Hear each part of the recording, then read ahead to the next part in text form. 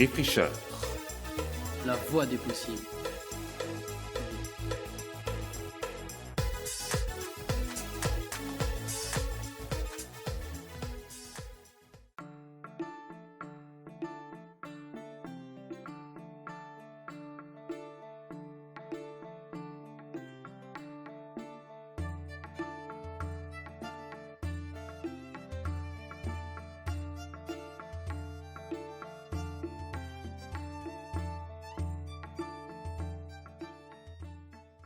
On arrive presque à la fin de notre marathon radio. On était de 7h à 19h au centre socio-culturel de la Montagne Verte à Strasbourg, dit rue d'Oswald. On arrive presque à la fin donc, mais avant, il nous reste quelques histoires insolites racontées par Robert Betcha. Je l'ai bien prononcé? Très bien, merci. Bonsoir à vous d'ailleurs. Bonsoir. Et on va découvrir Strasbourg autrement. Je vous laisse la parole. Merci beaucoup d'abord de m'inviter sur votre antenne pour quelques mots sur Strasbourg et redécouvrir cette ville aussi riche en patrimoine. C'est un véritable plaisir de parler d'une ville qui a plus de 2000 ans d'histoire. Alors qu'on y habite ou qu'on soit simplement de passage, on a toujours envie de la découvrir d'une manière différente, de visiter ses escaliers secrets, de connaître ses hommes célèbres, ses rues insolites ou ses mystères. Strasbourg a 2000 ans, mais c'est encore une belle jeune femme rayonnante et qui est née à l'époque romaine grâce à l'efficacité des Romains. Un camp romain était là, c'était pas une ville d'ailleurs, c'était un camp militaire, et il subsiste de ce camp romain 2 rues encore, rue du Dôme et rue des Hallebardes, et lorsque vous marchez dans ces rues, vous marchez sur l'ancien camp romain, sur 2000 ans d'histoire. Nous sommes au cœur de la cité historique, on ne va pas la quitter d'ailleurs, on va se diriger sur la cathédrale, le monument historique et incontournable. Des millions de visiteurs viennent la voir chaque année. Vaisseau de pierre, mais les constructeurs, est-ce qu'on y pense encore? On pense encore à ces hommes qui ont été avec des motivations religieuses, sûrement ces grands bâtisseurs qui ont construit cet édifice et qui n'en ont jamais vu la fin. Si l'on met de côté le point historique ou le point religieux, nous avions des hommes qui bâtissaient un monument sans en voir la fin. Alors qu'aujourd'hui, en 6 mois, on construit une tour ou un immeuble. La cathédrale, il a fallu 800 ans pour la terminer. Et pourtant, elle n'est pas terminée. Pourquoi est-ce qu'il n'y a qu'une seule flèche ? Eh bien, peut-être tout simplement parce que le mot de gothique était passé de mode, qu'à l'époque, au XVIe siècle, on n'avait plus forcément d'argent pour construire un édifice, pour terminer, un édifice religieux, et qu'on préférait consacrer de l'argent à des édifices civils. Et peut-être qu'à l'époque, ils se sont rendus compte aussi que la stabilité du sol n'était pas très forte, pas assez forte pour supporter une deuxième flèche, donc ils n'ont pas poursuivi sous ce chemin-là. Et heureusement d'ailleurs, parce que finalement, notre cathédrale avec 2 flèches serait peut-être d'un classicisme important, certes, mais peut-être un peu banal. Avec une seule flèche, du moins, elle ne ressemble à aucune autre. Voilà, on reste sur la cathédrale pour analyser et comprendre l'une des grandes légendes de la cathédrale. Le lac, le fameux lac sous la cathédrale. Alors, cette légende voudrait qu'un véritable lac existe sous la cathédrale, sous pratiquement toute sa longueur, où au Moyen-Âge, on entendait l'eau clapoter avec une barque qui traverserait ce lac. Hélas, la réalité historique est tout autre. Si le sous-sol est humide avec la proximité de la nappe phréatique, bien sûr, il n'y a pas de lac sous la cathédrale. Et les fondations ont pris du temps pour être construites, plus de 13 ans, et pour stabiliser un peu ce sol, on a enfoncé des pieux gigantesques d'arbres pour stabiliser le sol et pour construire, bien sûr, l'édifice que l'on connaît dessus. L'eau était présente, et avec la régularisation de l'île, il s'est avéré que ces pieux n'étaient plus plongés dans l'eau, ils ont commencé à pourrir et la cathédrale menaçait de s'effondrer. Et c'est un architecte allemand au début du XXe siècle qui a sauvé l'édifice en injectant tout simplement du béton pour maintenir le sol et pour surtout consolider tout l'édifice. Donc pas de lac, hélas, de l'eau sûrement, mais pas assez pour construire ou consolider ou croire à une légende. Une autre légende, celle-ci, qui nous touche un peu plus parce qu'on peut encore l'entendre, elle existe encore, c'est la Zehner-Glocke, la fameuse cloche des Juifs qui sonne à 22h07 plusieurs coups.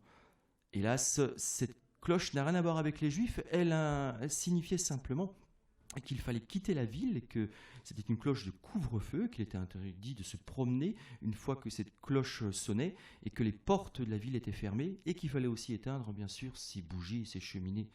Les Juifs, hélas, avaient quitté déjà la cité depuis longtemps, depuis quelques heures avant, à la tombée de la nuit. Et la cloche que l'on entend le soir à Strasbourg, la Zehnercloche, n'a rien à voir avec les Juifs. Les Juifs quittaient la ville au son d'une corne des Juifs qui était sonnée sur la plateforme de la cathédrale. Et la cloche que l'on peut encore entendre signifiait simplement que les portes de la ville se fermaient. On reste encore sur l'édifice prestigieux de la ville, avec le vent du diable. Tout le monde a déjà entendu parler de cette légende, du vent qui tourne autour de la cathédrale et qui attendrait son maître, le diable, qui est coincé à l'intérieur, prisonnier dans un pilier. Alors, bien sûr, c'est un peu moins prosaïque et un peu moins joli à entendre, mais il se fait que la cathédrale est un haut édifice entouré de maisons qui sont relativement hautes, de plus de 15 mètres, et donc forcément le vent devient un peu plus étroit, un peu plus violent pardon, dans ces rues étroites, ce qui fait que c'est le coin le plus venteux de Strasbourg. Mais gardons peut-être l'histoire du diable et de son cheval qui attend autour de la cathédrale. Nous allons poursuivre un peu notre déambulation historique, et juste derrière la cathédrale d'ailleurs, nous avons une petite impasse qui s'appelle l'impasse de la Bière, qui est simplement due au fait que la première brasserie civile à Strasbourg était installée là. Et dans cette impasse, tout au fond, se trouvent les deux plus anciennes maisons civiles de Strasbourg qui datent du XIVe siècle. Les deux plus anciennes maisons de Strasbourg qui sont là, un peu méconnues au fond d'une impasse, mais il faut aller les voir. C'est les derniers vestiges du Moyen-Âge. Si nous poursuivons un peu maintenant notre balade historique, toujours au cœur de la vieille ville, nous arrivons dans la fameuse rue des Vaux. Hélas, ici, aucun veau. Il s'agit simplement d'une traduction qui date du Moyen-Âge. Une famille patricienne vivait ici qui s'appelait Kalb, qui avait un hôtel particulier. Et Kalb signifie veau en allemand, tout simplement. Il faut juste aussi savoir que dans cette rue habitait Pasteur, le grand Pasteur, celui qui a découvert le vaccin contre la rage, qui enseignait alors tout près d'ici au lycée Oberlin. Et on peut toujours voir sa maison où il y a une plaque qui nous indique qu'il y a vécu. Si nous quittons pas très très loin la cité historique, nous arrivons place de la République, la grande place qui est une ouverture sur la ville allemande, la Neustadt. Et sur cette place, bien sûr, au centre, est élevé un monument aux morts. L'un des rares monuments aux morts pacifistes du pays. Il n'y a aucune inscription de soldats, aucune inscription d'un pays, d'un nom d'un pays. Simplement une mère éplorée qui tient dans ses bras ses deux fils. L'un regarde vers l'Allemagne, l'autre vers la France. Le monument date de 1936, il est sobre et il est plein d'humilité. Au cœur de cette place, restons-y toujours, deux arbres magnifiques, les fameux Jingo qui ont été offerts par l'empereur du Japon à l'empereur d'Allemagne au début du XXe siècle. Et ces arbres sont immortels. Tout simplement, ils ont résisté à la bombe atomique à Hiroshima. Et ils datent, l'essence de ces arbres date, on n'était même pas encore là, de l'époque des dinosaures. Ils sont aujourd'hui majestueux au milieu de la place. Et à l'automne, leurs feuilles deviennent jaune doré. Et quand ils les perdent, le sol est entièrement recouvert. C'est vraiment très très beau et c'est magnifique, il faut aller les voir. Surplombe la place, bien sûr, le Palais du Rhin. Palais du Rhin qui a eu une histoire assez emblématique de la ville. Il est construit par Guillaume Ier, lorsque les Allemands prennent Strasbourg. C'est son petit-fils Guillaume II qui va l'inaugurer. Il viendra très très peu à Strasbourg. Mais ce palais a connu une drôle d'histoire. Il a été largement abîmé à la fin de la Seconde Guerre mondiale par quelques bombes. Et il est tombé, malheureusement un peu en désuétude, et abandonné pendant de longues années, au point où le maire de l'époque voulait même le raser pour construire une tour.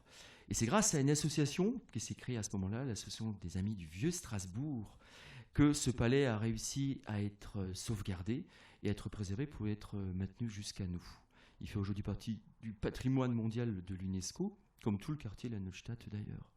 Si on poursuit un peu notre déambulation et on rejoint maintenant la place Broglie, où siège majestueusement l'opéra, c'est une place relativement magnifique, assez grande, et avec aussi une histoire très très mouvementée. Siégeait devant l'opéra un gigantesque bassin de l'époque allemande. Et ce bassin était équipé d'une grande statue qui s'appelait The Vater Rhein de l'époque allemande. et qui, hélas, avait un déhanché jugé un peu disgracieux par la haute bourgeoisie qui sortait de l'opéra, et quelque peu indécent et un peu complètement nu d'ailleurs. Et une fois la guerre finie, une fois que le Strasbourg retombe dans le giron français, l'une des premières choses qu'ils font, c'est que la statue est échangée avec la ville de Munich en échange d'une autre statue, le Mauerlocker, qui lui se trouve place Saint-Étienne. Le bassin est démonté et la place retrouve l'allure que l'on peut la connaître actuellement. En se promenant toujours sur cette place, nous avons une représentation de soldats de l'an 2 de la Marseillaise, qui se trouve au niveau de la mairie de quartier, juste à côté de l'hôtel de ville. C'est un monument qui date de 1922 pour commémorer la composition de l'armée du Rhin à Strasbourg, Strasbourg où est née la Marseillaise. Et c'est un monument assez expressif. Malheureusement, c'est pas l'origine. L'origine a été détruite en 1940 par les Allemands. Et pour effacer toute trace française, bien sûr, présente à Strasbourg. Et le monument que vous pouvez voir, cette statue des Marseillais, est simplement une reconstruction qui date des années 80 par les tailleurs de pierre de l'œuvre Notre-Dame pour rappeler et effacer ce que les Allemands avaient pu détruire. Voilà, si on continue toujours sur cette place, Broglie, vous avez bien sûr la Banque de France, mais, qui date de 1925, mais essayons de voir un peu plus loin et de se remémorer le bâtiment qu'il y avait avant, qui était l'hôtel particulier de maire de Dietrich, du premier maire de Strasbourg. Et c'est à cet emplacement, dans cette maison, qu'a été chantée pour la première fois la Marseillaise. Sa femme était au piano, et Rouget de Lille était là et a déclamé les premières strophes de la Marseillaise. On connaît bien sûr la suite de l'histoire de ce chant. On connaît aussi malheureusement le destin funeste de Dietrich qui a été guillotiné quelques années après, hélas. Voilà, poursuivons encore un peu notre chemin et toujours avec des petites anecdotes historiques. Et si nous nous intéressons un peu plus sur la rue Brûlé, par exemple, où, hélas, on mélange peut-être un peu l'histoire et les légendes, le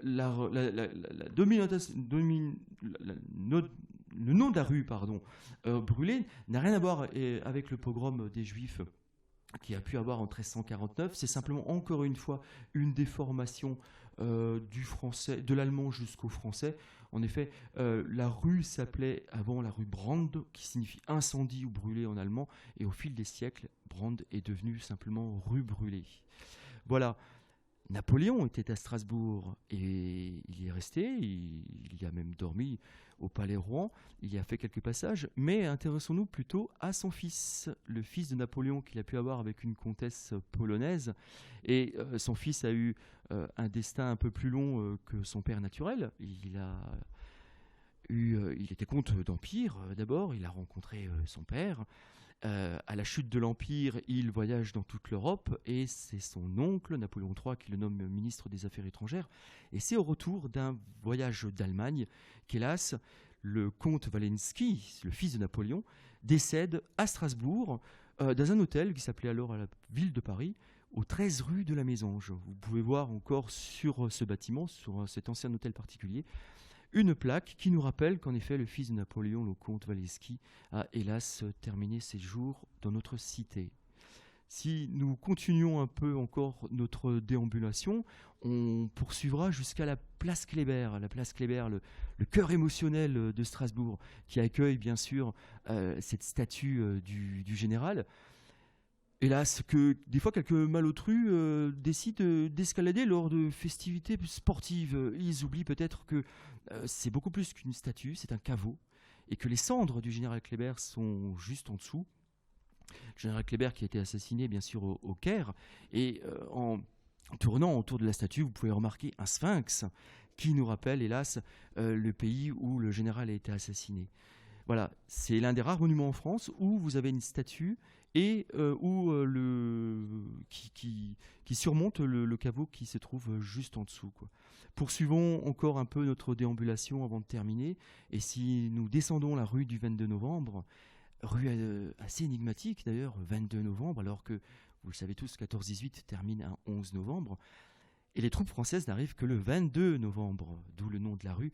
Tout simplement, pendant 10 jours, la ville de Strasbourg est un peu livrée à elle-même, et ce sont des soviets, composés principalement d'ouvriers et de paysans, qui prennent le contrôle de la ville. Et c'est au nom de l'entrée des Français dans Strasbourg que qu'on décide d'appeler cette rue, bien sûr, la rue du 22 novembre. Voilà. Merci beaucoup de votre invitation. Je vais essayer de dire quelques anecdotes un peu sur l'histoire de Strasbourg. Et c'est une ville relativement riche et qui nous passionne à chaque fois. Il y a tellement de choses à dire sur 2000 ans d'histoire. Bien sûr, on pourrait en parler pendant des heures. Simplement, peut-être que se retourner sur le passé, c'est une façon de mieux comprendre d'où l'on vient et peut-être de mieux discerner aussi où l'on va. Merci beaucoup de votre écoute. Eh bien, merci à vous, Robert Betcha. Vous méritez ces applaudissements.